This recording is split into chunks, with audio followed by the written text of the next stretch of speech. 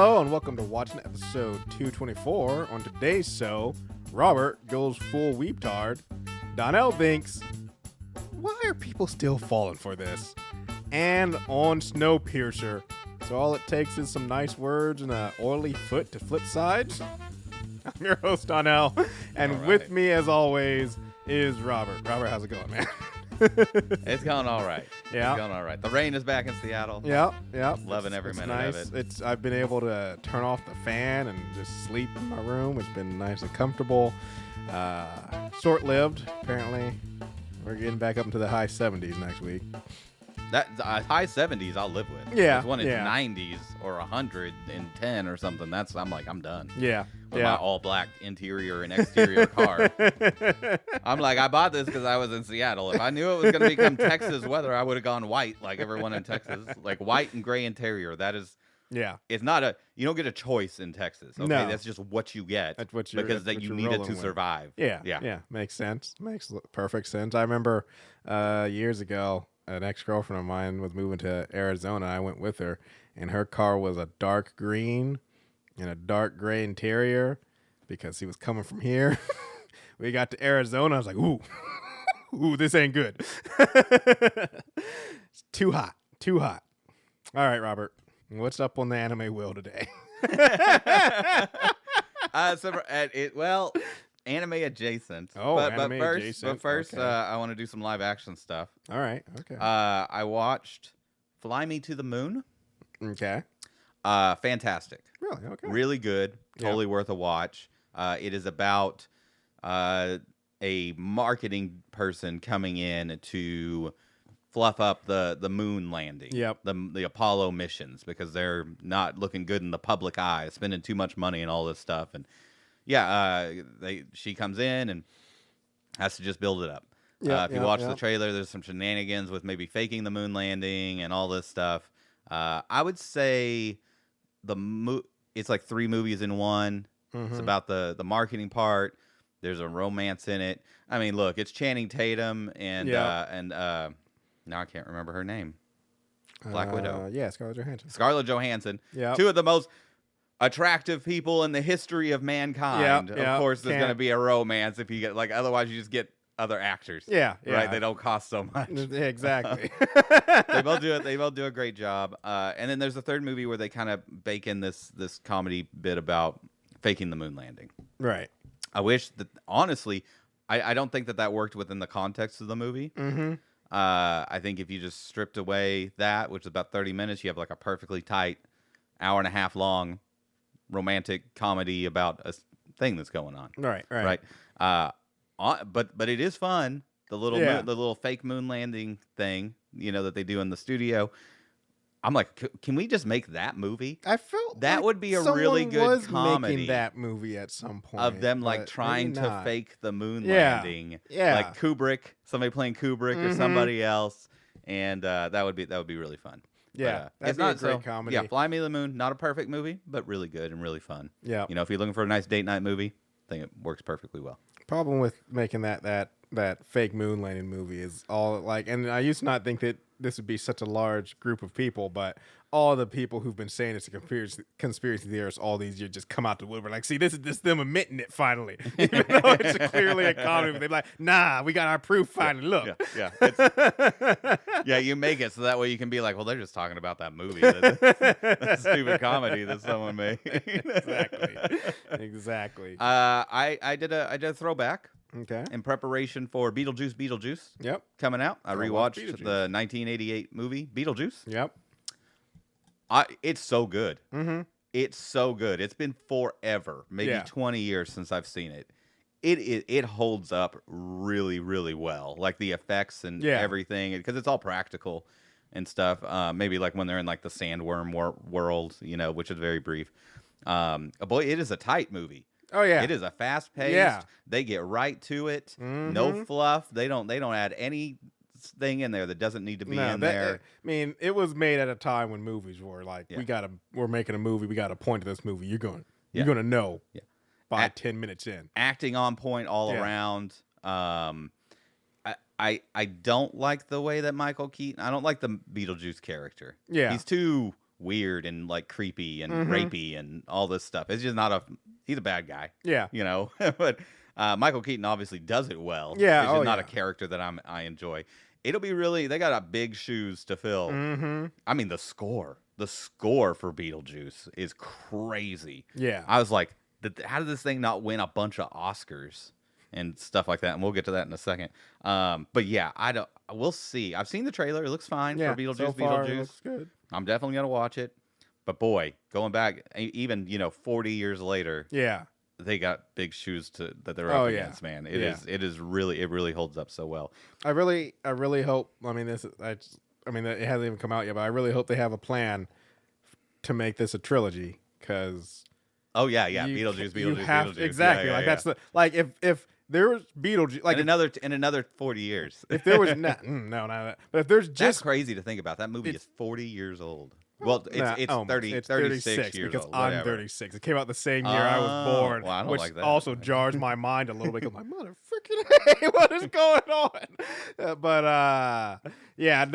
I'm just like, if they made Beetlejuice, and like I said, when Beetlejuice first came out, it was just like, that's a movie, that's that. Whether there ever going to be a sequel, never thought there would be. Yeah. But once they announced a sequel, and if they would have just called it Beetlejuice, Beetlejuice, there was the cartoon. There was the cartoon. I watched the cartoon all through my childhood.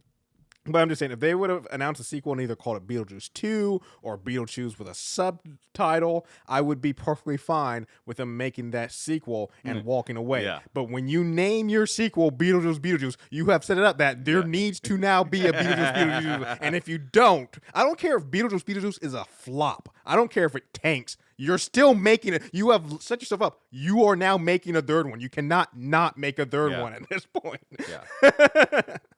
You've walked yourself into a corner, and now you got to follow through. So I was curious, though.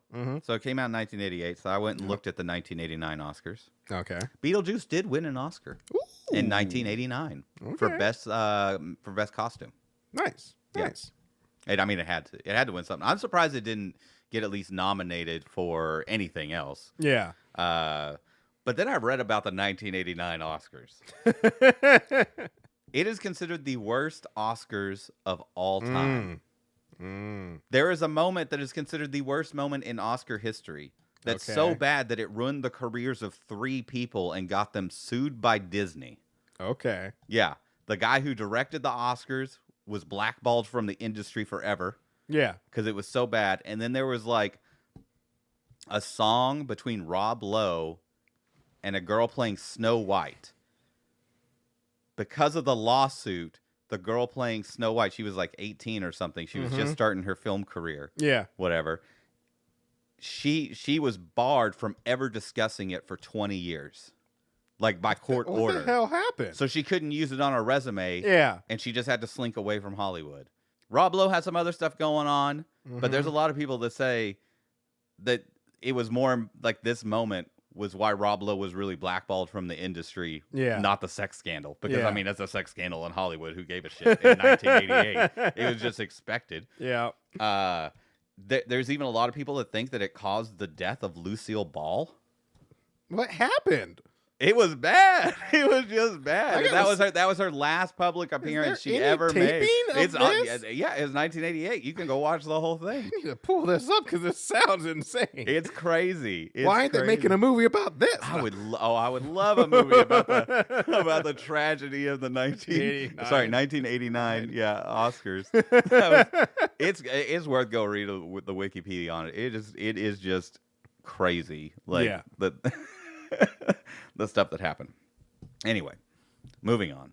No real direct anime today. Okay. But Donnell, a door was open for me. Okay. And I walked through it. Did you have a choice, Robert? Did you have? I had a choice. But there's a thing in me that compels me. Whenever I see a meme, sometimes I'm just like, I need to go find out what's going on with that meme. Right. Halo Live. Halo. The Vtubers have entered my world. Two specifically. I am. Cecile and Gigi. I'm a little like I almost want to stop the podcast right now and walk away now. I've watched about 20 hours this week. Yeah. I got a lot of time, dude. You have a lot of time, but the fact that you devoted that time to okay. let's. I got more queued up. I'm watching YouTube shorts all day. What about these two VTubers? What has wheeled you into this? So there was a meme that popped up in Reddit because the Halo Live subreddit like is in the feed, you know, in the all section, and I usually just skip past it because I'm like, I don't care anything about this. Yeah. But I saw one and it was like an average CC. They call them CC and GG. For Cecile and Gigi. Yeah. And it was like average CC and GG conversation. And it was CC saying, go F yourself. And then Gigi going, you F me, you effing coward. And I was like, okay, what's going on? And then I looked in the comments and they're like, yeah, the stuff they're doing is out of control. So I went and like checked some clips and started watching it. And they're two independent streamers. Yeah, yeah. And for those that don't know, I don't know how you don't know. I don't know why you're listening to the podcast if you don't know. But a VTuber in the Halo Live universe is someone who doesn't show their real face on camera. They have a avatar, usually of an anime girl, stand in for them. And people, I mean, they make a single color change to a strand of hair on one of their characters, and the internet freaks out. The whole community freaks out about it. Discussion threads. Yeah. All sorts of stuff. Yeah. Anyway, they're just they are psychotic. They, like I said, they do separate streams, but they often stream together. And they have in their characters, one of them, Gigi, is pretending that she's madly in love. They're both girls. Right. With Cece, and Cece is very uncomfortable about it most of the time. And Gigi is just chaos incarnate. Right. Just torturing the other streamer, and they'll play for like 4 hours. Yeah. And they're playing like crazy. They're playing like Call of Duty and Prison Breakout or 7 Days to Die. You know, they're playing like some real games. Yeah. I don't know if I'd say they're good or not, but they have fun doing it. And it's like one of them opened up was with Gigi just being like, I love you so much. I wish somebody would cut us in half and sew us together. I mean, it's dark. It gets dark. It goes weird places, but it's just chaos. I mean, and weird, and the dynamic between the two streamers, and they prank each other on their streams. It's something about it's just it's flipped a switch in me, Donnell. And now I'm learning about like their British friend because they're both Japanese girls, and it's just like, I'm going down the hole, I can't put down the shovel, Donnell. Yeah, no, I mean, this is. Don't look at me, I'm hideous. I was like 2.5 months ago, maybe 3 months. I'm not sure when you started getting into some more anime. Look, this is anime. But just hear me out. I'm just saying, 3 months ago, whenever this anime thing started, I was like, oh, this is okay. Like, everyone likes little anime. This is cool. And Robert's getting a little more into it. Cool. And then as we progress, it's like, this is getting a little much, but like, it's going to wear off eventually. But now, as I see you enter this next phase, I'm like, oh, no. Here's the problem is I'm still working on anime stuff. Yeah. I'm watching a lot of shows that are coming, you know, the week-to-week stuff and whatnot. But I've kind of like mined the top spoil, the easy to get to, high quality resources. Yeah. And it's like, okay, well, now I'm kind of digging deeper into the ground and finding like, okay, I'm running out of the cream of the crop. Yeah. And I'm a cream of the crop kind of guy for the most part. So I'm like, well, now I need other things to fill the void. Yep. And I've run across this. And I have free time at work, and I have limitations on what I can watch because of my internet situation. YouTube's an option. Robert, do you have a waifu pillow? I do not have a waifu pillow. Because when that happens, I don't need a waifu pillow. That's when the intervention starts. That's when I'm gathering our friends. Yeah, that's what you're saying now. But I'm pretty sure 3 months ago, if I would have talked to 3 months ago, Robert, you're going to be watching VTubers, that Robert would have said the exact same thing as this Robert's saying now. All I'm saying is the moment the waifu pillow shows up, the intervention starts. I'm getting our friends. We're all coming over.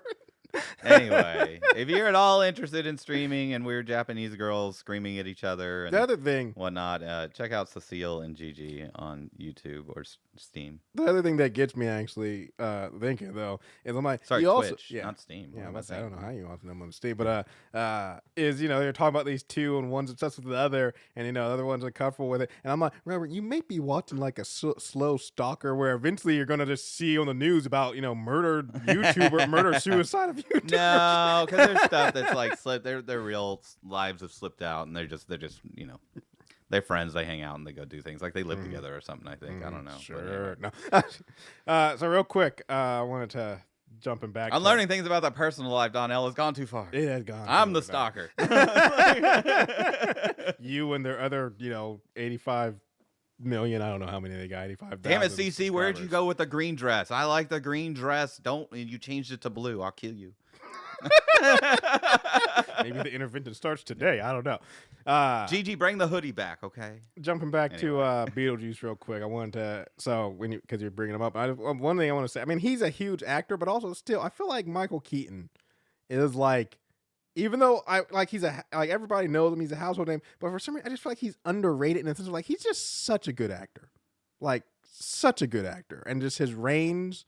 I just think about like Batman, Beetlejuice, freaking Birdman.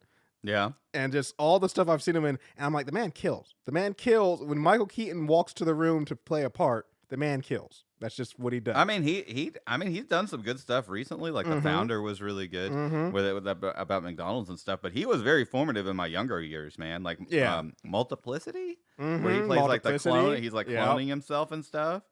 I mean, he was in Spider-Man: Homecoming. He was the villain. He made the Vulture. The Vulture is one of Spider-Man's villains that, as watching in the cartoon stuff, never thought he was cool. Never. I thought it was like Venom, Rhino, Octopus. Those guys are Doc Ock, Scorpion. Those guys are cool. Vulture's like, oh, here comes blah blah Vulture. Who cares? And then Michael Keaton played the Vulture. And I was like, that was the most intimidating villain I've ever seen in my life. No. Like I was scared of that man in real life. He was in Jackie Brown. He played the cop. Have you ever seen The Paper? No. Oh, that's a really, really good one. He plays a newspaper editor. This is like back in the 90s. And like Marissa Tomei is in it and a bunch of other people.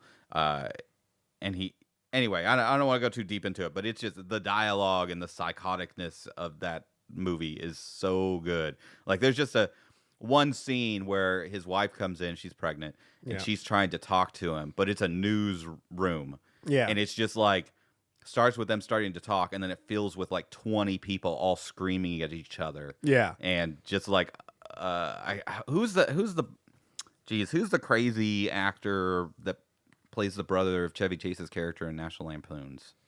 Oh, boy, I know exactly. I know who it is, but I don't know his name. Quaid? Dennis Quaid. Dennis Quaid. Yeah, he's just like a madman and private investigator that's just running around the whole time in that movie. Oh, it is so good. All right. It is really, really worth watching. Yeah. So anyway, yeah, Michael Keaton. Gung Ho. Oh, Gung Ho is such a good movie. So the other thing I wanted to bring up is I looked up, because we were talking about it, I looked up Michael Keaton. I know how when you type in Google, it like shows you the top, top things. So I typed in Michael Keaton, and the second search thing was, what disease does Michael Keaton have? And I was like, oh, Michael Keaton's sick, got a disease. I clicked on it. Lie. Well, I think I click on it, and the first article was like, what disease does Michael Keaton have? I was like, Michael Keaton does not have any public confirmed disease. Jesus. Rumors are running. I'm like, it must suck to be famous because people are always expecting you to die for some reason. Like, just like I said, the fact that one of the top searches is what disease does Michael Keaton have? Michael's like, I don't have any disease. I'm fine. I'm like, it must suck to just have to deal with that all the time. Be like, I'm not dying just because. Oh, he was in the Batgirl movie. Yeah, he was. Interesting.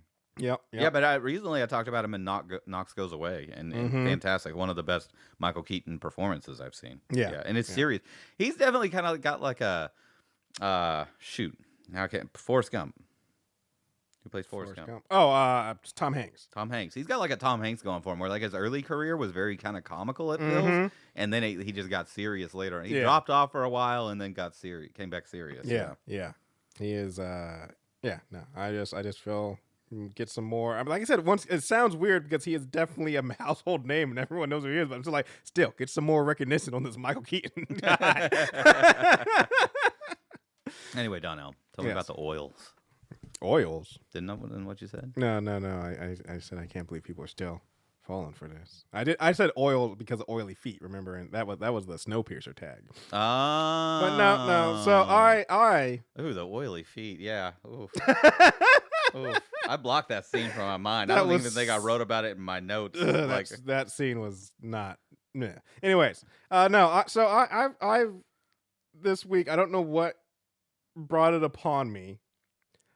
But I was watching some TV, watching some Hulu, and I forget what I just finished watching MasterChef, and it brings up like, hey, what you could watch next, and for whatever reason, I don't know why, I clicked on this. You know what the show Catfish is, right?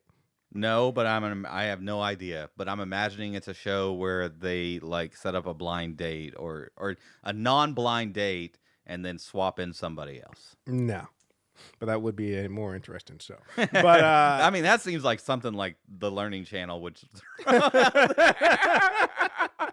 yes, I feel like if I pitched that show to somebody, somebody would pick it up. I mean, for sure TLC, but I mean, they pick up everything. There is some channel or several channels that would totally do a season of that bullshit. Yes, 100%. So anyways, Catfish is, and it all came off of a movie that was out years ago, is a show where the people who run the show help people who have found online romances, but they can't meet each other, or they one of them won't meet with the other for whatever reason, and it's usually because they aren't who they say they are. They're using fake pictures and that sort of stuff. Blah blah blah blah. Okay.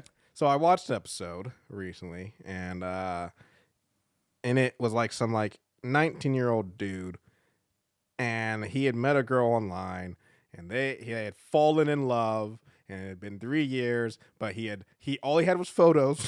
He had never spoken to him on the phone, and they always had some bullshit excuse for why they couldn't meet and all that stuff. And the whole time it's like, how? Now we've done Talking It episodes where you've talked about news stories where this does not go well. Yeah. Where like the guy they just extract like $1 million from them. That stuff happens too. In this case, it was not that. It was just the girl was not the girl who he was messaging and all that stuff. But the thing that gets me, and that's the thing, is so I fell in a rabbit hole because I looked up on YouTube just to see some clips, and then I found this other site or this other YouTube channel called Social Catfish that does the exact same thing. And I watched too much of Social Catfish, and a lot of this was a lot of people doing that where they're getting money taken from them. And every time, see, Donnell, you talk about my Vtubers. Hey. I'm going to stop you right there because I was feeling embarrassed about this until you. The only reason I feel so comfortable talking about this is you just went on your little YouTube. And I'm not hooked or anything. One of my best friends. I don't have queued up stuff to go. In Texas, I respect him a lot. I think he's very intelligent. Every time that I see him or like hang out at his place, he's just got the worst, like trashiest, like reality TV show like Duck Dynasty or something going in the background. I'm like, what's going on with you, man? What's happened to your life? But so what I wanted to say was, it's 2024, Robert. Yeah. And if it was more, there are older people, and that makes sense because they're older and they don't know. But it's 2024. I just can't understand why anyone is falling for this anymore. Like. Yeah. I meet people online, sure. Or I had. I'm not currently. Donnell's off the market. But anyways, I've done it. But guess what? If we're messaging, we get to I don't know, 6-7 messages. And if we have it locked down we meeting, I'm like, I'm out. Because I'm just I'm not wasting time. Or at least video. Yeah, or at least video. Yeah, exactly. I mean, even when I moved to Seattle. I just can't understand. When I moved to Seattle 22 years ago. I met a girl online. Yeah. 22 years ago. Yeah. We did a video chat. Exactly. 22 years ago, you could do it. So it's 2024, people. If you are talking to someone online and you can't get a video chat or meet in person, one, definitely do not send any money. Is the major thing. But also, two, walk away. Just walk away. There's plenty other people out there. I just can't understand. People are lonely, I've seen people be like, we've been talking for the last 2.5 years. 2.5 years, and you've never seen this person in person? Some people. I don't get it. You're in it for the personality. Sure, personality. You know, I mean, there's something to be said about not taking the risk of having. First of all, it's dangerous because you build up something in your head. Yeah. Right, and then if they're not like the perfect thing that they've envisioned in their head, that's why you don't do 2.5 years. Then you can't build up a perfect person in 2 weeks in your head. No, but I mean, if you enjoy talking with someone, yeah, you know, either chatting like voice or that, and you're like. I mean, after 2.5 years, that person becomes like a part of your life in a way. Yeah. You know, those conversations. And then, you might build up something in your head. And it's like, okay, well, I risk ruining maybe this goes perfect. Yeah. And it's everything I always wanted. Or it doesn't. And now I've lost this very important thing in my life that I didn't want to lose, you know. Yeah. Like and whatnot. But no, I'm with you too. That like, yeah. I mean, you don't like, hey, where's your Facebook? Where's your Insta? Yeah. You know, like something. Yeah. Just something. I just don't understand. Like I said, when first I looked at this briefly, like these are not like ugly people. No. Half the time they're not. Half the time they're like, why wouldn't you put your face out there? You look fine. I mean, like I said, I know there's plenty of reasons why you might not put stuff, but still, I'm just saying on the receiving side, if you're the person who's talking to someone and you're like interested and they still won't show you their face, I'm like, then just walk away. Just walk away. Especially before it gets to 2.5 years and you've made a connection where now you don't want to walk away. Service announcement from the Watchin podcast. If you're in one of these situations, the second that they ask you for money, walk away.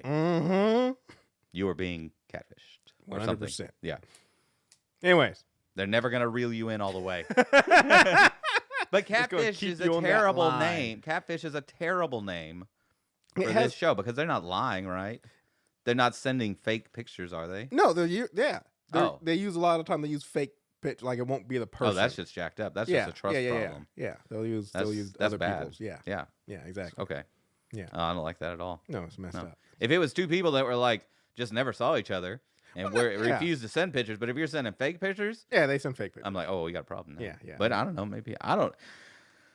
There's 8 billion people in the world, Donnell. Yeah. Some of them are gonna get weird.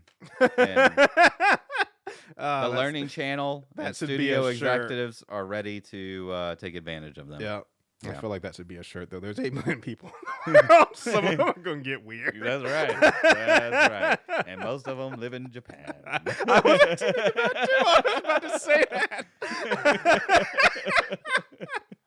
No, Japan. I don't know. There's other weird places, too. Oh, weird's everywhere. Anyway, we're going to take a break there. And actually, while you were talking, okay, I was looking through Michael Keaton's IMDb. I like how much this episode has become about Michael Keaton. Dude, he's fantastic. Exactly. He's fantastic. Michael Keaton's first role was Mr. Rogers' Neighborhood. He was in 3 episodes between 1974 and 1975, and he played the black and white panda. The black and white panda? So was he in a costume or something? I gotta know. I would think so. I mean, I guess you could just paint Michael Keaton like a panda, but I think he probably he had to be in a costume. So that's where this all started. That's where it all started. Yep. Michael Keaton in a panda bear costume on Mr. Rogers. There was somebody else that was famous that was like in Mr. Rogers for an episode or something like that. I don't remember now, but I don't know. Anyway, we're taking a break there. When we come back, we're going to talk about Snowpiercer. Mm-hmm. Quick correction. Yep. Quick correction. Yep. We said Dennis Quaid. Yep. For the movie The Paper. Nope. We meant Randy Quaid. Randy Quaid. Got to get the right Quaid. Got to make sure. Yeah. We watched a short clip. Yeah. With him, and it's really just Randy Quaid playing crazy Randy Quaid. Yeah. Yeah. I mean, he's not even acting. I was saying, I don't feel like he had to really work to play the role. That is a good movie. I really hope you'll watch it. It's interesting. Seemed really fun. From the clip I got to see there, definitely seems like an interesting movie to check out. Some of Michael Keaton's best work. Love me some Michael Keaton. Like I said, it was a later in life thing that I realized how much I liked Michael Keaton. Just like, man, this man got acting chops. Anyways, It's not the point of this episode. We're not just going to talk about Michael Keaton for another 30 minutes. Let's talk about Snowpiercer, season 4, episode 6. What's the name of the episode? Belle the Cat. Belle the Cat. Belle the Cat. I looked this up and I was like, "What's the name of this episode?" And before we even record it, I thought that was episode 7. No, that's this episode. Belle the Cat. Belle the Cat. I don't know why. I like that's in the last episode. I saw Belle the Cat as the name of one of the episodes. Yeah, and I was like, "What's that gonna be about?" Yeah. But if it's this episode, yeah, I got no clue, I have man. not an idea. Like That's literally, psychotic. what is it? Last week's episode was what was it? It was North Star. And there was like one passing line in the episode, but at least they said it, and we could be like, "Oh, I got you." This Belle the Cat, I got nothing. I sat there just going, "No, you're absolutely right." Yeah, I was just like, "What does that have to do with anything?" I was just like, "There's no cat. There's no cat, and they don't mention a cat in like past tense. Nothing. There's no bells. There's no bell. There's no cat. I was just like, what? Is that like a saying? Like Belle the Cat? I don't know. I like I said, I'm glad we got to start this because I was waiting. I was just like, nah, we got to talk about this because I have no idea. There's a restaurant in Belfast called Belle the Cat. I was hoping you would know actually when I was like maybe Robert would know or heard. Maybe I missed something. I got nothing. I mean, Belle the Cat. Oxford Dictionary. All right. Definition from Oxford Languages. Phrase of Belle. Take the danger of a shared enterprise upon oneself. Boy, that's obscure. That's so obscure. I've never heard Belle the Cat. Like, who at the Snowpiercer writing room was like digging deep, and why did everyone else disagree with it? Because I'm just like, all right. To be brave enough to do something that will be good for a group that you are part of, but is dangerous or difficult. So that's the last episode. That was called The Engineer. And I get the saying Belle now the Cat, because that's Ben. Yeah. There's like a story about mice needing to, so they would know that the cat was coming. They were like, we should put a bell on the cat, but then none of the mice would stand up to be the one to do it because it's like, I gotcha. Basically. Yeah. So I get the saying. I just didn't know it was a saying. What does that have to do with this I have episode? no idea. The only thing I can think is Leighton and him. No one person takes a leap and does something courageous to save the whole in this particular episode. No. That's the previous episode. Yeah. I don't know. I mean, maybe they're just trying to, because they have like the funeral for Ben. Yeah. In this episode. So maybe they're like talking, like maybe that's the reflecting Belle the it Cat. back to Ben. Like that's a bad name. It's a bad name. The fact that we have to stop and look up in the Oxford Dictionary what it means. Yeah, I want to know what weird, obscure, like Harvard writer in the room was like Belle the Cat, and everyone was like, "What is that?" And he told them, and they were all high, and they were like, "That's amazing. Let's name the episode that." It'll never air. Yeah, they're not airing this season. It's fine. Gonna get benched. Belle the Cat. Boy, that's a weird one. So the next episode is called "A Moth to the Flame." I'm like, I know that one. Yeah. That's a saying. There we go. That man, we still got 4 episodes. Like we got a lot of show. And I will say this episode did open up some more doors of stuff that can happen. But still 4. Man, we got 4 episodes. I mean, we still need. I don't think we're gonna get the flashback of the last 9 months. I don't think we're getting it at all. Yeah, that's unfortunate. I mean, we got a little bit of a hint that Jennifer Connelly's returned to the show finally. Yeah, maybe. And maybe we'll get some. I think she's dead. You think she's dead? I think they killed her off. They didn't have the budget. I mean, not when your name and episode's Belle the Cat. You ain't got no money. You ain't got that Jennifer Connelly. They didn't have anymore. 5 minutes to workshop that name. They could have called it like The Closed Floor or something like that. Anyway. Yeah. Wilford monologue. Yep. To open us up. Yeah, very nice. I think it's the only Wilford monologue we've gotten in this series. I feel like. Did we have another one? I feel like we had another one. I mean, we almost would have had to, right? Yeah. But we did get a little bit of a flashback, but it's to 11 months. Yep. We see Wilford in the little pod. I forget what they're called. The in the maintenance pod. train. Yeah. And my only question about this is because obviously he's going around and like he keeps being put to sleep so he can survive. Which now that I think about it, like that's kind of like take out, like I said, since as far as they know, there's only, and they're joined now, but there was only Snowpiercer and Big Alice out there left. Mm-hmm. And then you just shot Wilford out on this thing. And it's like, he's going to die.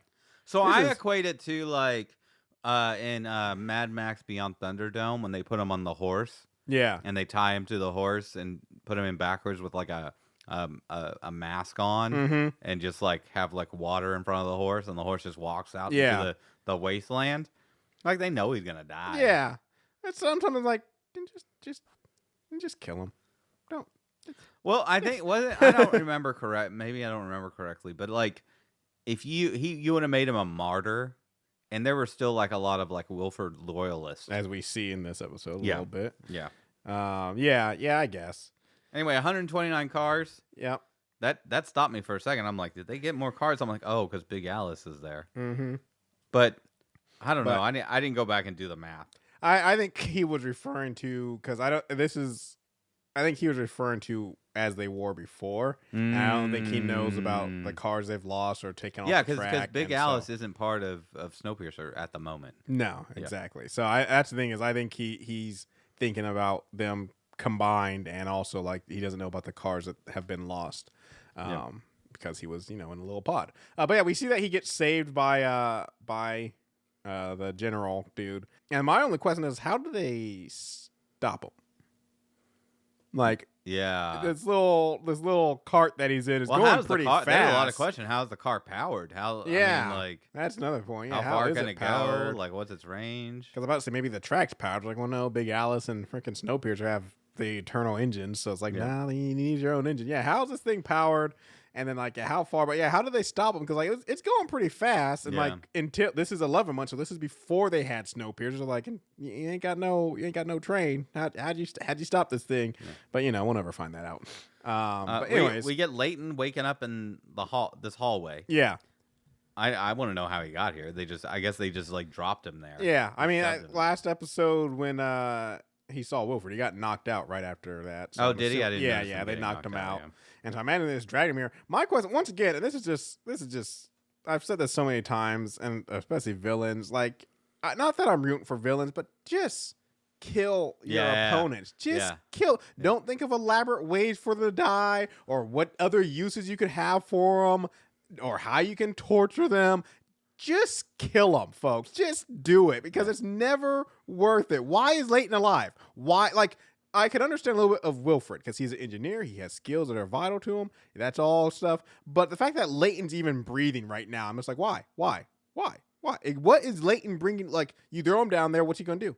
He's not, you can't use him as a test subject. He hasn't, I mean, I guess you could expose him, but that's just a lot of extra work instead of just killing the man. So no idea why. If like that first, like, 007 movie, if they just killed him, we could have like missed out on like 20 really bad movies. Exactly. There's 27 total movies. First one, fine. Yep. GoldenEye, the best for sure. Mm-hmm. And then like, I'm sure there's a couple other good ones there, so I'll just round it down to 20. Yeah. But we could have just. There's one where he went to the moon. It's like look. You make 27 movies, it gets weird. It has to. I mean, look at the Fast and Furious franchise these days. Things going off the rails. They went to space. They did go to space. They did. And remember, folks, this all started from a movie about a bunch of low-level criminals stealing CD players. That's right. And now we're in space. What the hell's going on? Oh, man. They just ran with it. Good shit. I love it. Good shit. Man, this episode's all over the place. I don't even know how we would split this up. I mean, we could just focus on... Well, let's do Leighton and Wilford, because their stories kind of tie together. No, we'll save that for last, because that's a big one, right? True. Let's talk about Wiggins. Yes. one hand Wiggins. Yes. Like a pirate we or got something? we got Oz back as one of the good guys, back out here doing some work. Well, where we left off last episode, yes. Roche and Oz were searching for where the hand came from. Yeah. In the middle of the worst storm they've ever experienced. I mean, hey, because that's when you do it. That's when you go out during a blizzard, man. That's the best time to do it. And then it kind of wakes up in the morning where Oz can't find Roche. Yeah. Because Oz wandered off. Yeah. Because he's crazy and hearing voices. He's hearing voices that may or may not be real voices. Yeah. Well, I mean, there's more evidence to him being real in this episode. But yeah, he's looking for Roche. Yeah, he's lost, and he comes upon a tent. Yeah, and there's Wiggins. Wiggins is in there. I don't remember Wiggins. I do not remember him this character at all. Like when he goes up to the tent, he's like, Roach. I'm like, how did Roach get a tent put up and all that stuff? And then Wiggins rolled over, and Wiggins does have some facial hair. So I spent a moment looking at him like, is that Roach? And then he's like, Wiggins. And I was like, oh, Wiggins. Who? Who's Wiggins? But we get a little bit of back information that he was a jackboot under Wilfred's reign on Snowpiercer. So I don't know if that means he was on Big Alice or if he was on Snowpiercer and just became a jackboot when Wilfred took over. But definitely a lot closer to a Wilfred loyalist than most. And Wiggins, it's Wiggins' hands. That's whose hand it was. That's whose hand we found. We take him back into town. And a little light torture from Sykes, which I'm just like they brought up, like I said, he was Wilfred's head of security, and that's why he's doing agriculture because he's like, I don't want to do this anymore. Yeah. Can we talk about that for a second? They're like, hey, maybe we should increase security. Mm-hmm. Why is security not at max I was like, level? Exactly. I'm like, the entire town. It should be like in the midst of that montage where they got like a bunch of sticks and they're trying to like get in unison of how to fight with the sticks. You know, like the samurai has come to train the townspeople how to fight off the army. Mm-hmm. Like everyone should be part of the security team. Yeah, from the moment Mike's until Big Alice comes back at least. But especially heightened security from the moment that you were invaded and a baby was stolen and a woman was murdered, you are now on high security. Like, and then especially when Big Alice, your most vital resource and best thing for security because of the power it provides, when that leaves, then you definitely like that. I'm just like, what is? Yeah, like, so we increase security. You shouldn't be able to increase security because security should be at its highest level already. But anyways, it's not. But yeah, Wiggins won't give up anything to torture. So Oz is like, well, he used to come to the night car. Maybe I can get it out of him. And first off, even before we get to the weird scene, let's talk about the night car. Okay. I don't think the night car works unless you got like the holodeck thing going on. What do you mean? Oh yeah. Because that like the whole night car is like you went into like the meditation room where they had like the screens and projectors going of like fields and the sun and not like a dystopian snowy wasteland. You know? Yeah. I mean, that's definitely an appeal, but I mean, some people are just looking for a little less of an experience, Robert, as we discovered. Yeah, apparently there were additional services available. But I was going to say, one of the things is, even before we get to the night car part, him and Oz are up in Oz's tent. Because, and my thing is like, Wiggins just immediately spills the beans. Yeah. He's like, Oz offers him a drink, and apparently that's enough for him to be like, yeah, man, I thought the soldier would have came back for me already. It's like, dude, you just admitted that you're signed up. Well, and why are you Oz telling was Oz? was on the Wilfred side, right? Well, no, he was like, Oz kind of floated, and he did. I mean, he definitely that's was why a he's hiding jackboot. out in the mountains, because he was like, He doesn't feel like I should be part of the thing. But Because still, I Oz want was to the go one back who- and watch it, but I think he like accidentally ended up on that side of the train when it split up to go to New Eden. Yeah. But I could be wrong about that. Yeah, I do want to realize. I remember that him and LJ were together. I miss LJ. That was a good character. Oh, she was a fantastic character, but Anyway, continue. But him and LJ were together, and then he realized finally, which I was the whole time when Oz was with her, I was like, dude, why? How can you not? Everyone else knows he's a psychopath. How can you not see he's a psychopath? But finally, Oz woke up and discovered that he had married a psychopath, and he leaves her, and that's when she.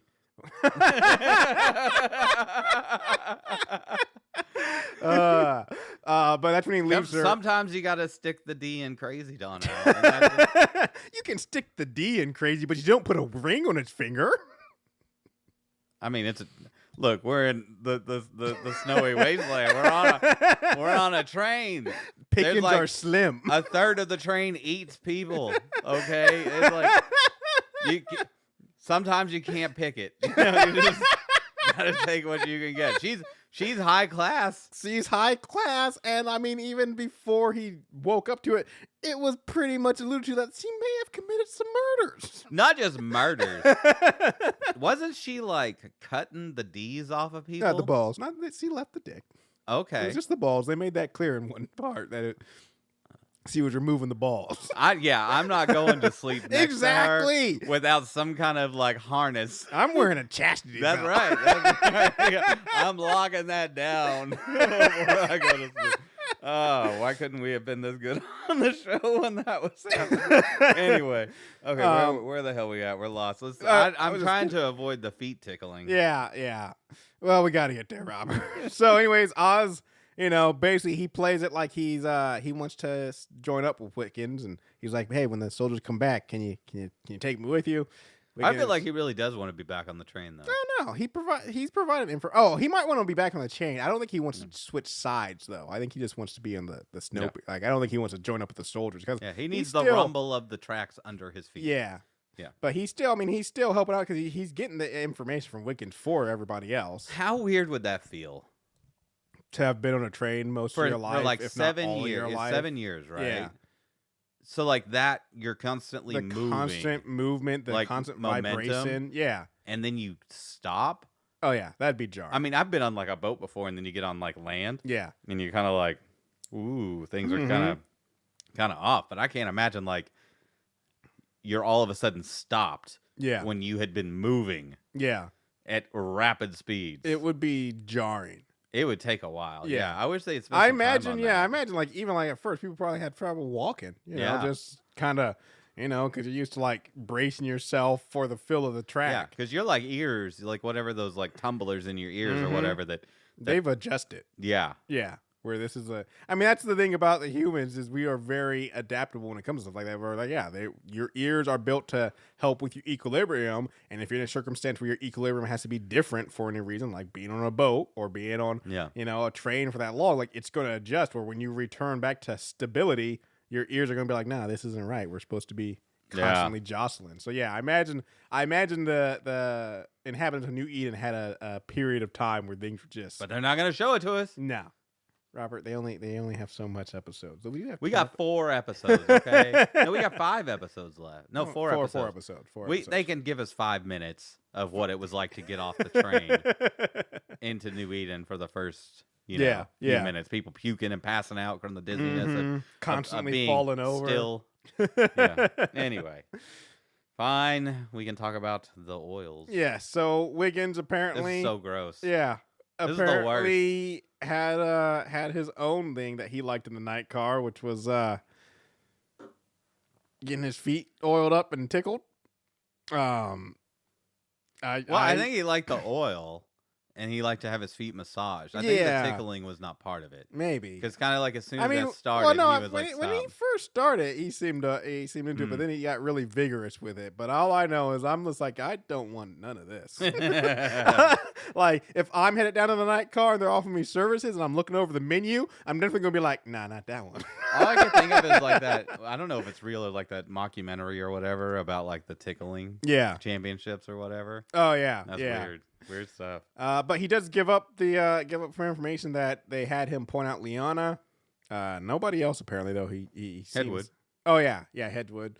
And then he's like, and they were digging my grave, which I was like, well, if they were digging your grave, why aren't you in said grave? But then we find out it's not a grave.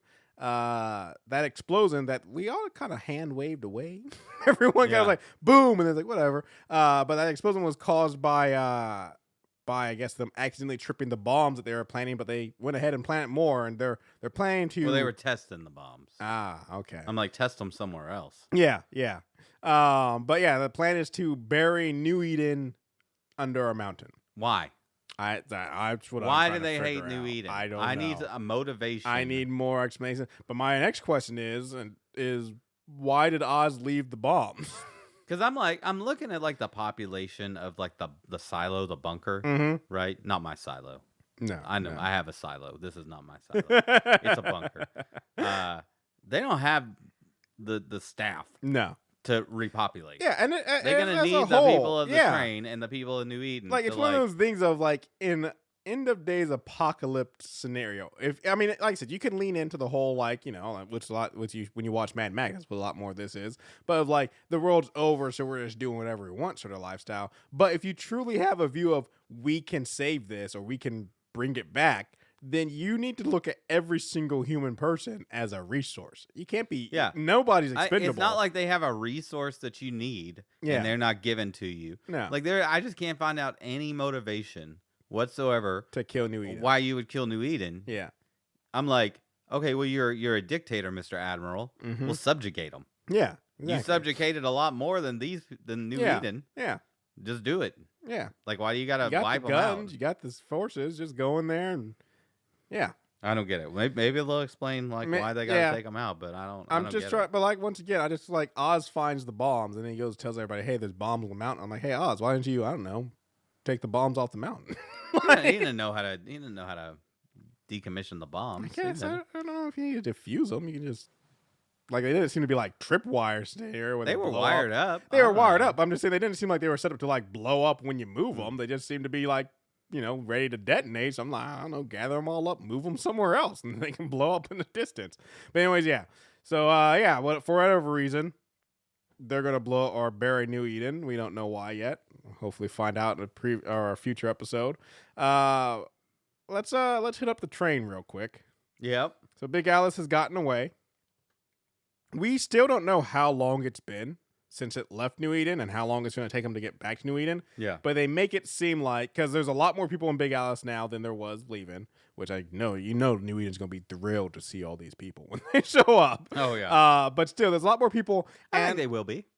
Maybe. I mean, food problems, sure. There's going to be food problems. No, I guess they were like pissed. They were like, why did these people get to... Yeah. And they didn't really resolve that. Like, yeah.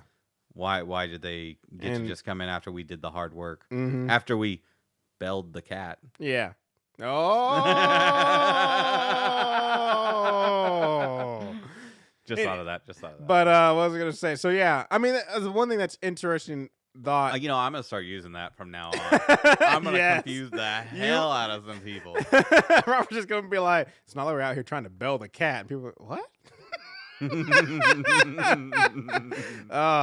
That's where you just need to start bringing back obscure phrases and just start using them in the day. I bet there's so many. Just collect as many as we can and just find ways to just work them into as many conversations as possible. Oh man.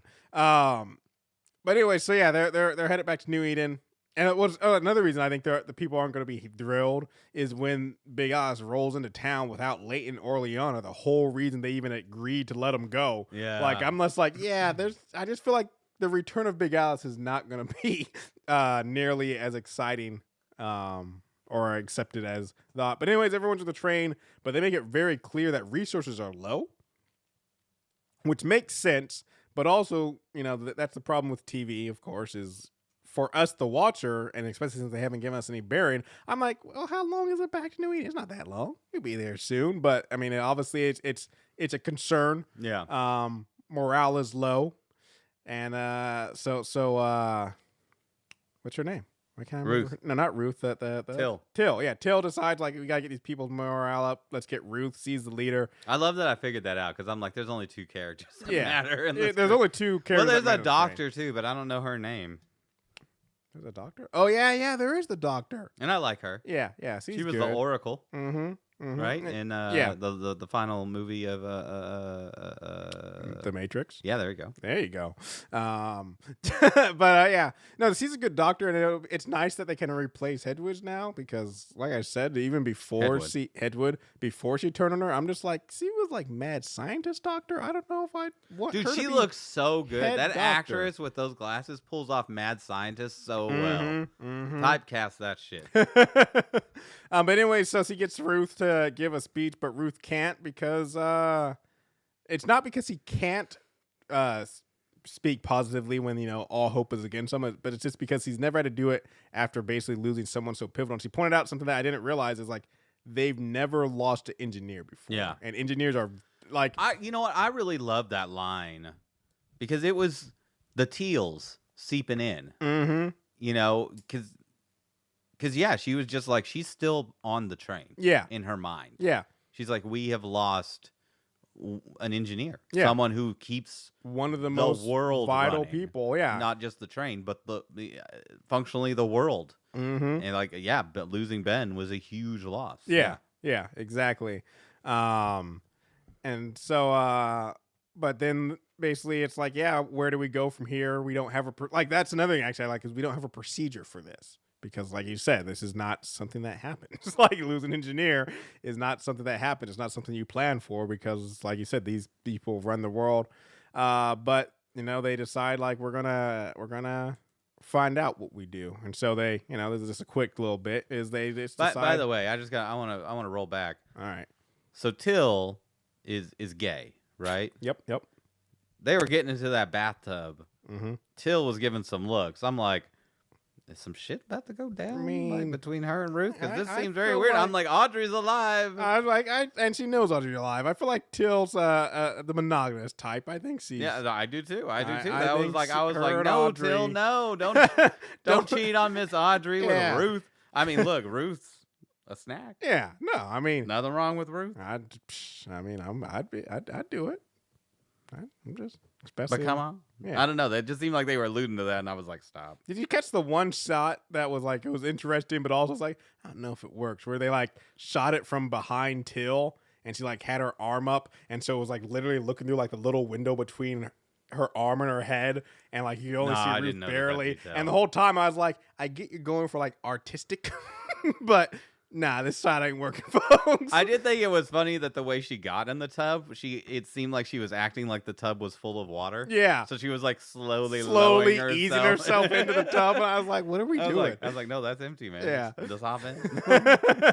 If the tub was full of water, then you wouldn't be sitting in it. You'd be distributing it for people to drink.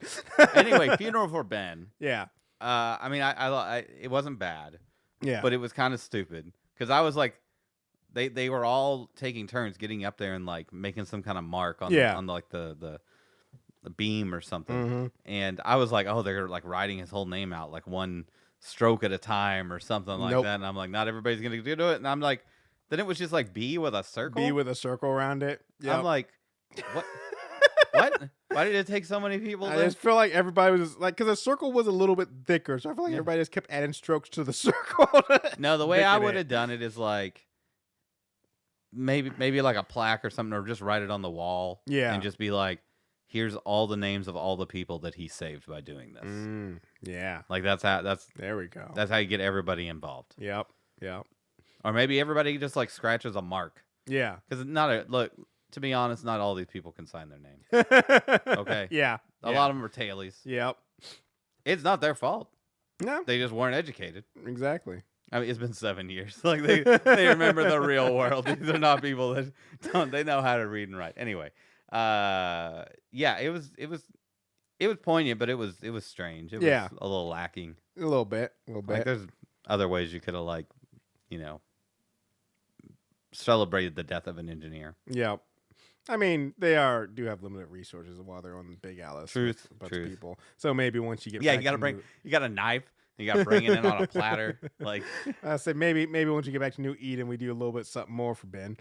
Dude, Mel's gonna be upset. Oh yeah, if she's not dead, she's not gonna take that well. Well, she's not gonna be dead. I think she is, but she's not gonna be dead. Anyways, they got her on contract.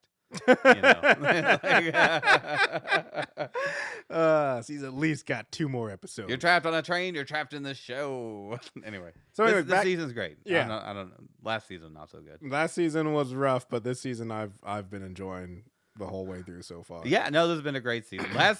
After last season, I'm sure that Jennifer Connelly was like, "You get me for like 4 hours."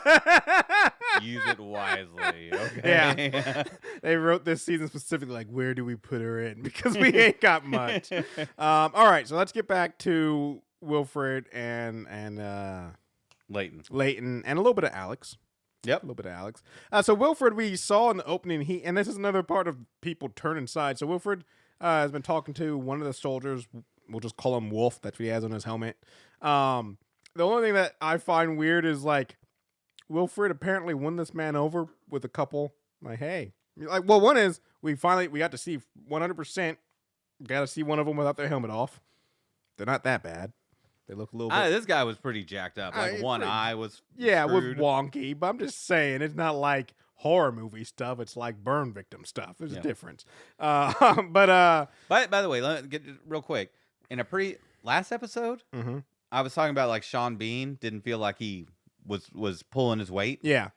This episode, he pulled his. Yeah, weight. yeah. He was in the character. I forgot it was Sean Bean, and it was like this is the Wilfred character being the smarmy 4D chess playing, manipulating conniving bastard he's always been. Yeah. Did fantastic in brought it back for me in this episode for sure. But yeah, so he's been talking to this Wolf guy who's been like his guard while he tries to fix the train from the damage Ben did. And like in the opening scene, it seemed like the Wolf guy doesn't really reciprocate, but then a little bit later, when Wilfred's like feeling a little lightheaded, he's like, "Oh, you okay?" And I'm like, "What happened? How did you become friends?" Like, at least from the two scenes we've seen, and the one scene. Well, I think the insinuation is that he's been working on these guys for like the last night, for however long since they picked him up. Because later on, he's like in the lunchroom with them. Yeah, and he just got them eaten out of his hand. True. And it would be interesting to see like some prequel stuff. Like, how big of a force was he? Like the Elon Musk of the world before the apocalypse. Yeah, because they all kind of seem like the Admiral was like he knew him. Yeah. Everyone kind of seemed like in awe of him a little bit, though the Admiral's clearly like got the upper hand. But yeah, maybe all these like soldiers and stuff remember him before the end times, and we're like, oh my God, it's the Bill Gates, or the Elon Musk, or just somebody who was. I mean, this is a guy who had enough money and clout to build a massive train and train tracks that circumnavigated the planet. Yes. So he was probably pretty famous. Oh yeah, everyone knew him for sure. But anyway, so yeah, Wilfred, he gets a little lightheaded and cuts his hand, and so he gets to take a break. And yeah, as we already alluded to, he's in the lunchroom having a good time, smoking a cigar. Well, he goes and gets a treatment. Yeah, and we don't know what this treatment is, but it's like the cold treatment, right? Maybe. I mean, it was the same stuff that Hedwood was giving to Josie. Yeah, and not the Josie same stuff. It was an upgrade because Josie's was like formula like 17, and his was like formula 21 or something like that. So I mean, so here's my thing is that they kind of made clear because like Wilfred, I mean, of course he always is planning his own plan, but it really sounds like. And I could think of multiple reasons for this, that he's not on board with this save the world, No, he wants to get back on his train. He wants the train, and he wants the snow. I don't think he wants the, like, even if it's like, oh, you can have your train, but the rest of the world, like, I think he likes being. No, he wants to go back to so the he status wants quo the snow of to him, stay. And I could also see that's why he might be like getting the cold treatment. He's like, well, if the snow's going to stay, then I also want to, be able to survive it and stuff too. I mean, they talked about. Maybe the last season, maybe the season before that, where it was never about saving humanity. No, it was about having a massive party with you as the dictator. Yep. For the end of the world. Yeah, and I think he wants to go back. He definitely wants to go back to that. This warming up the world and all stuff. That's not on his agenda. Yeah, he just wants to be God for as long as he can. Yep. And then screw everything else. Yep. And then he can die with old age, and he doesn't care what happens after that. But anyways, so yeah, he goes he's at the lunchroom. He having a good time with all the guards, telling a story about how I don't believe the story for a second, by the way. But anyway, he's telling a story about how to encourage or entertain his people. He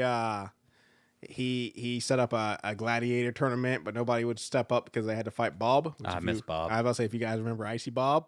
Icy Bob was a good character. Icy Bob was fantastic. Oh, man, I got to go back and rewatch this show from the beginning. It's so good. The season 1 and 2 were just so good. And then 3 happened. But anyways, now he stepped up when nobody else. Like I said, I don't believe this for a second. This story is complete and utter BS.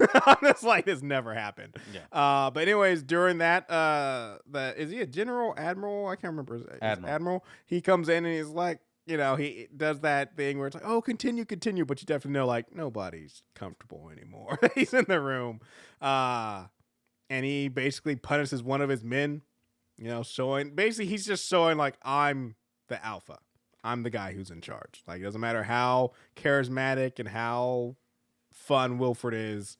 This is my show.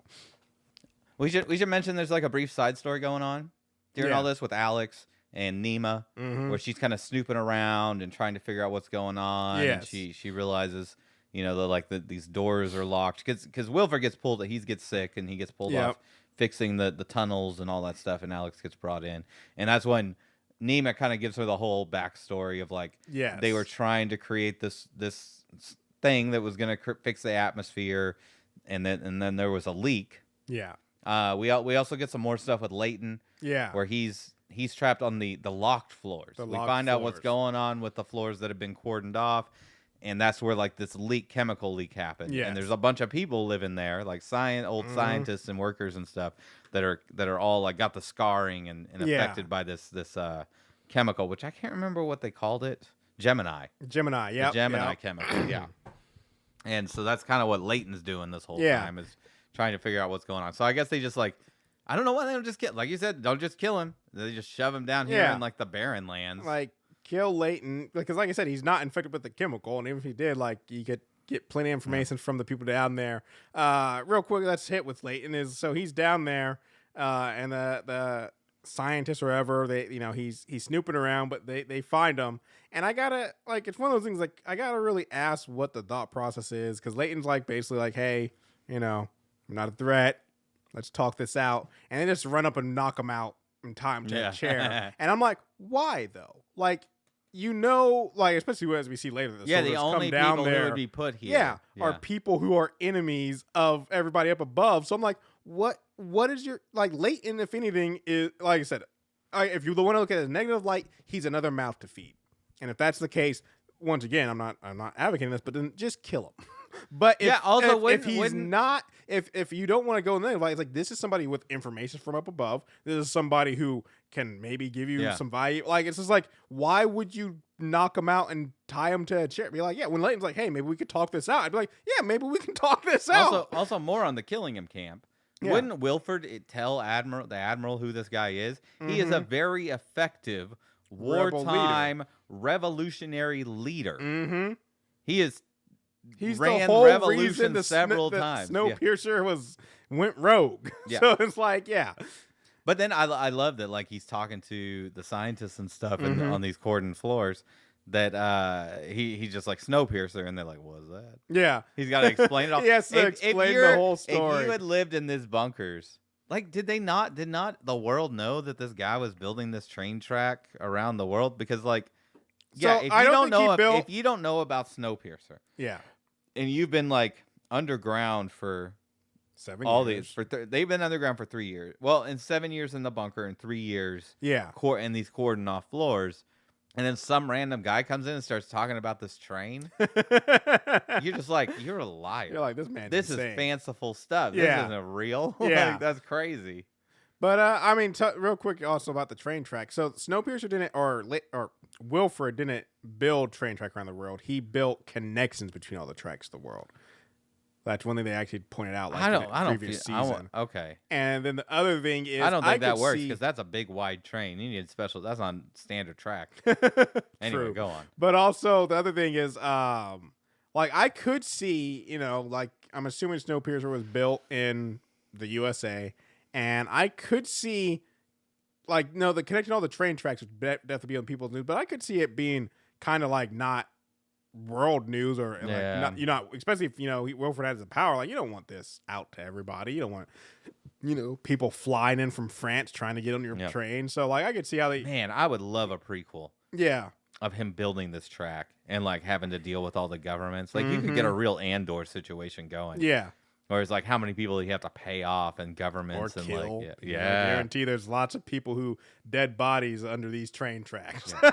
And the whole time he's like trying to like reassure Mel that what they're doing is to save humanity. Yeah. There's like the awkward conversation where he's like in a back room and he's like yeah, put the portals in where we're gonna cut off people's arms. Yeah. Like, Yeah, that could be pretty good. I mean, it's never going to happen soon as this so TNT, barely. TNT. I was about to say this so barely got to finish. They're not going to whip up a prequel. In 5 to 6 years, someone's gonna.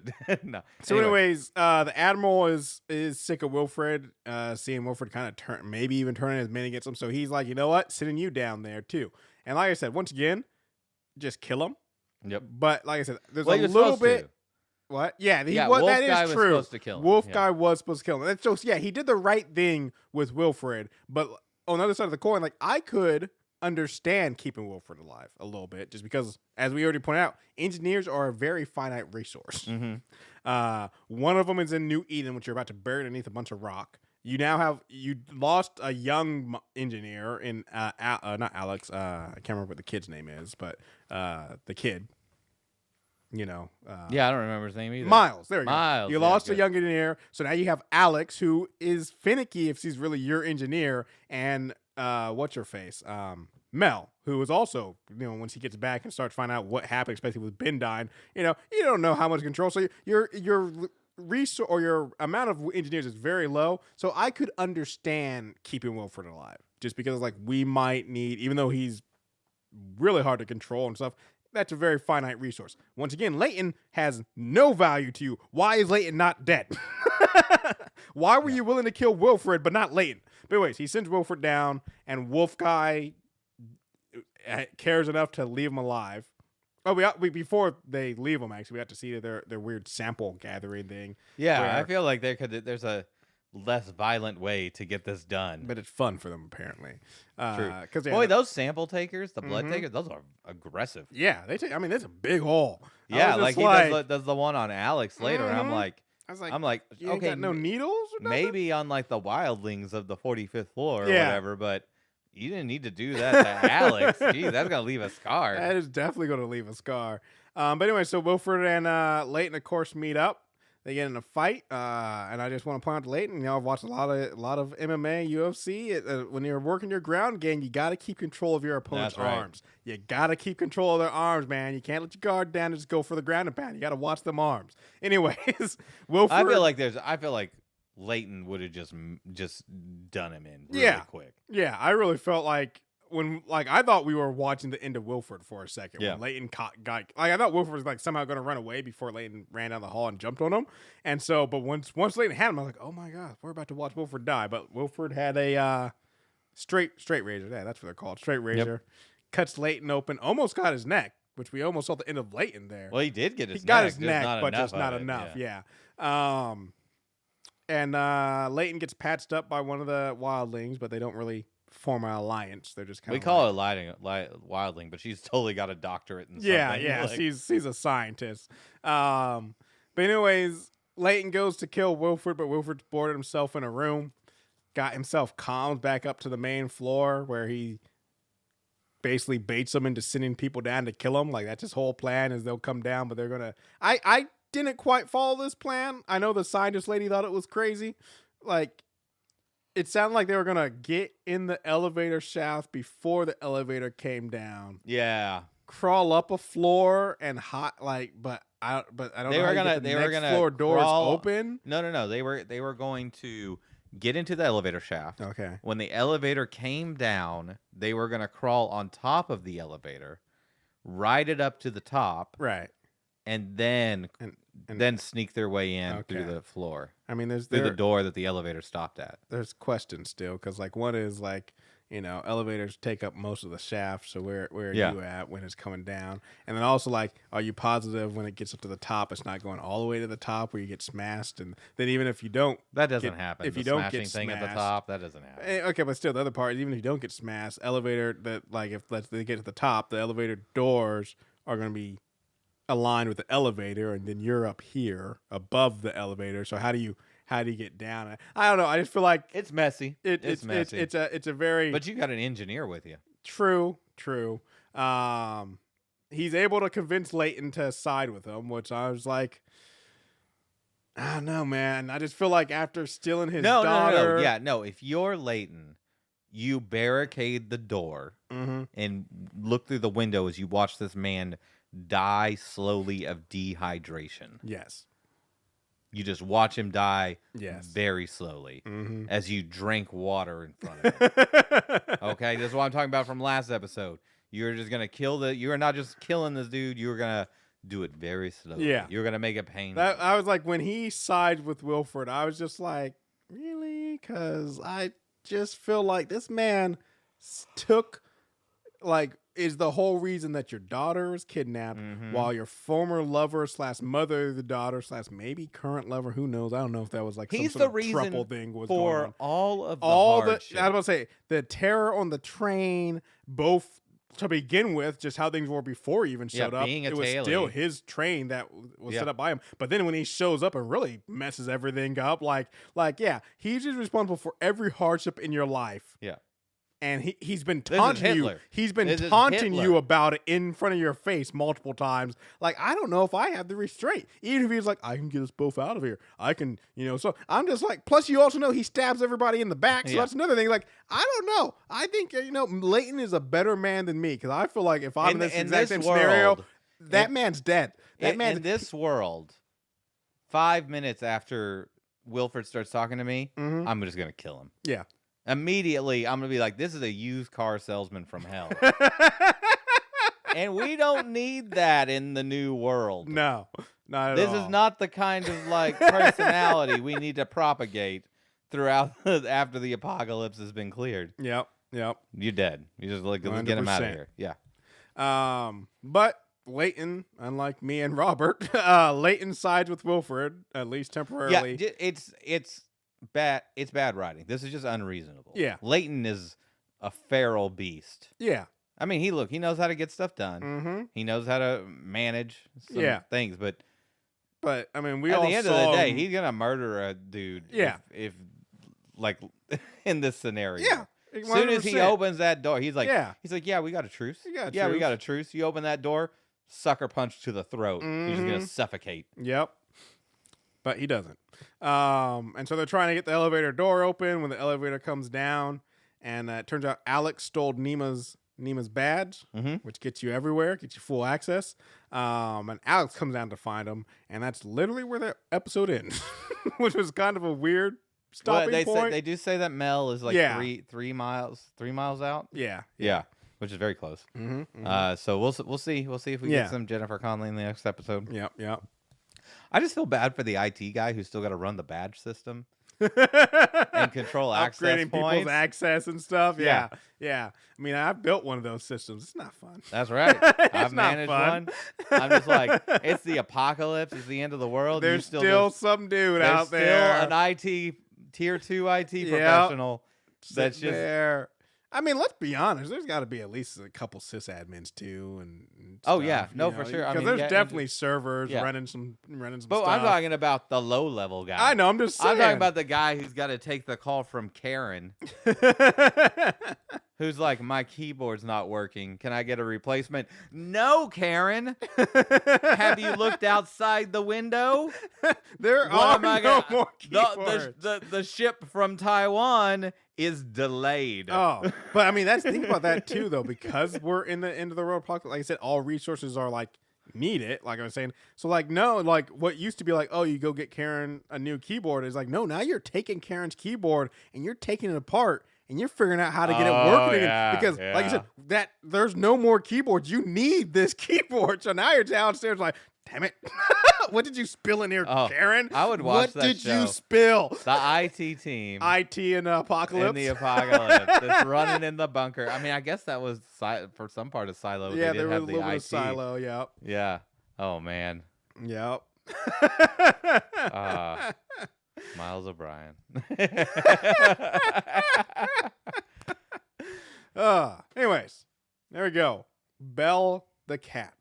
As always, you can find us on our website, watchinitpod.com. There you can find links to our social media and to email us, watchinitpodcast@gmail.com. Donnell, what else should they do?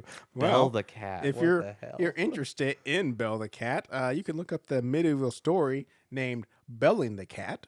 And it's essentially like I already described, mice trying to put a bell on a cat so they can know when the cat's coming. But hey, maybe you want to read it for yourself. Go give that a check out because it makes more sense than this episode title did. What's weird to me is there's a guy named Archibald Douglas, the 5th Earl of Agnes, known as from 1453 to 1540, and he's a Scottish nobleman who was known as Bell the Cat. Yeah. How old is the Belling the Cat story? I mean, it's a medieval fable, Robert. And what the hell did Archibald Douglas do? I mean, to be known we can as click Bell on the his Cat? Wikipedia page and find out. 1868, Robert, is what it's at least in that picture. 1687. Oh, yeah. No, that's. Let's see. Wait. Scroll down. That's 1376. Yeah, 1320. 1200. Okay, this is an old story. Yeah. What did Archibald do? Douglas, Scottish nobleman, due to his association with the 1482 rebellion against James III of Scotland? All right. So I imagine Boy, Bell the Cat. Yeah. That's an old saying. It is an old saying. And that's just when it was written. That's like 1200. That's like when they invented writing. Not really. They had that shit thousands and thousands of years ago. But I'm like, still. Boy, I need to know the name of the dude that was in the writer's room that was like, what do we call this episode? Yes. Bell the Cat. Yeah. And they all just looked at him and be like, Archibald? You're 900 years old. What are you doing in here? Anyways, folks, give us any 5-star rating reviews. And thank you so much for listening. Bye.